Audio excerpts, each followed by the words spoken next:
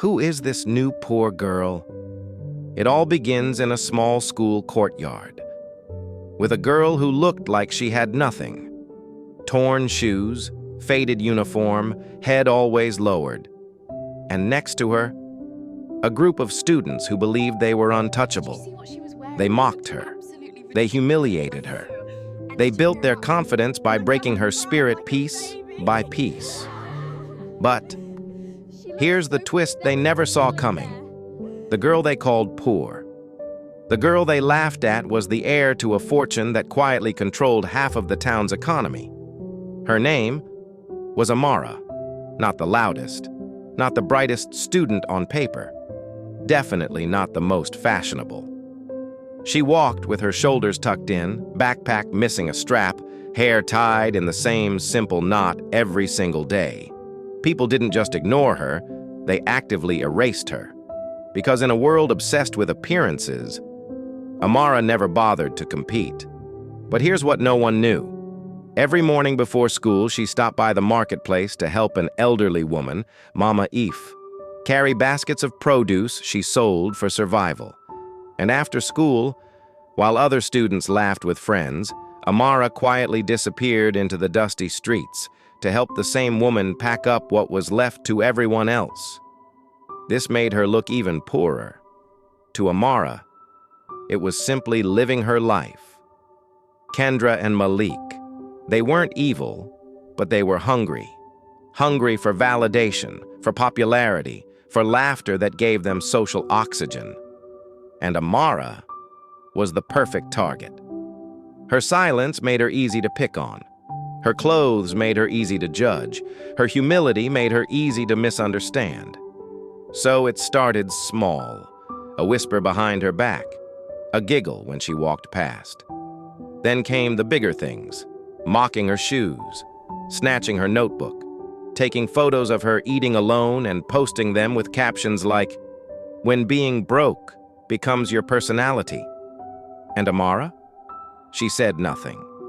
Not because she was weak, but because she had learned from the woman who raised her that silence is sometimes the only response that keeps you dignified.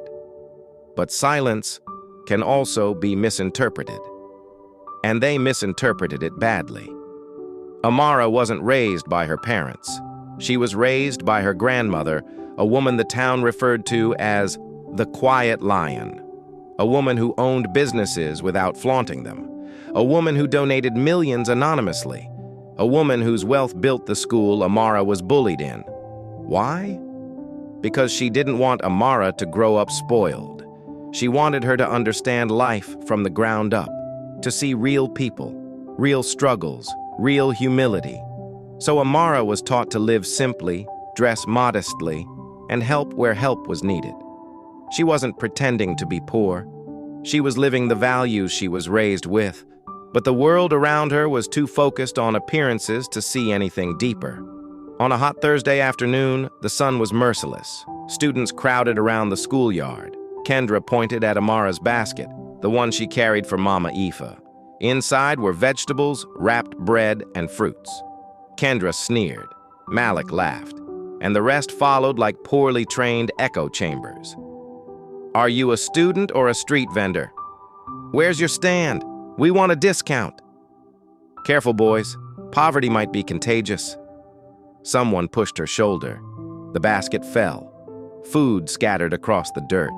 Everyone laughed, except one person, Mama Eve. She was standing at the gate, watching. Her heart cracked. Not because they mocked the food, but because they mocked the girl she loved like her own blood. Something shifted that day, something irreversible. The next morning, the school buzzed with confusion. Black cars lined up outside the gate. Security, news reporters, town officials. No one knew why they were there, until the principal stepped out trembling.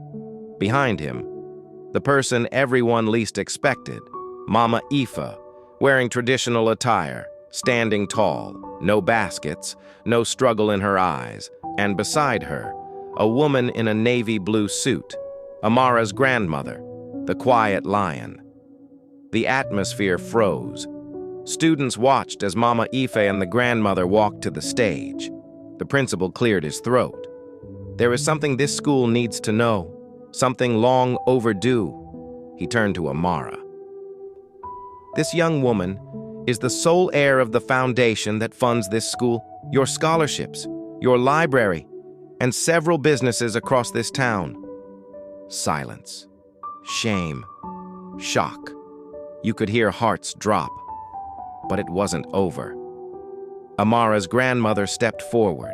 I asked her to live humbly, to understand life, to stay grounded. And she did. But some of you failed the test of humanity.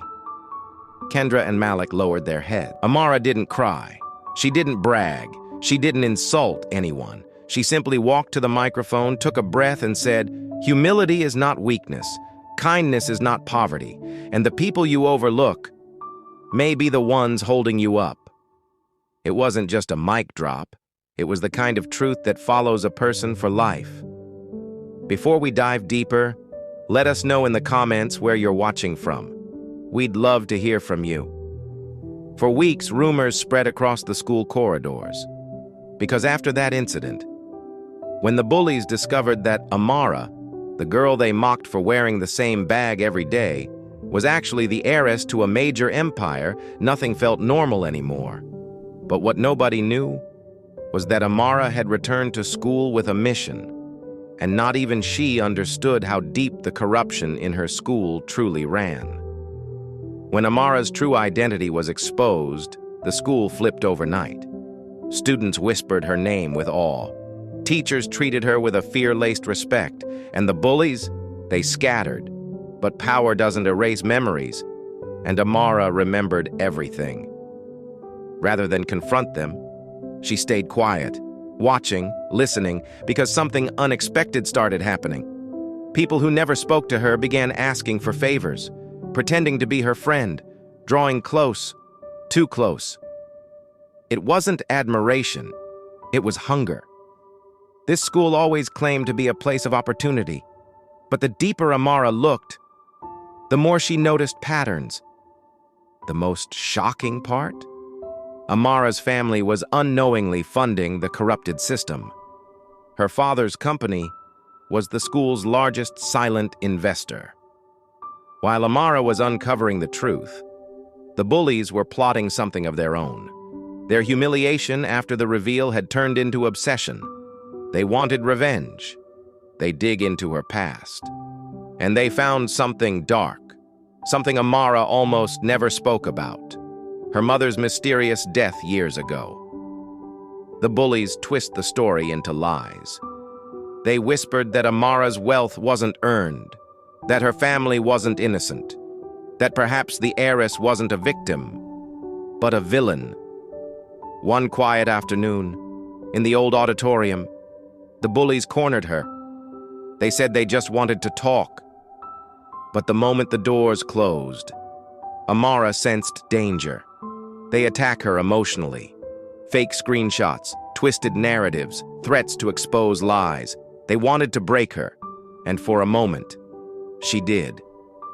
What the bullies never expected was that Amara wasn't alone. A quiet student Amara once defended years ago had followed her. This student recorded everything, every threat, every lie, every confession.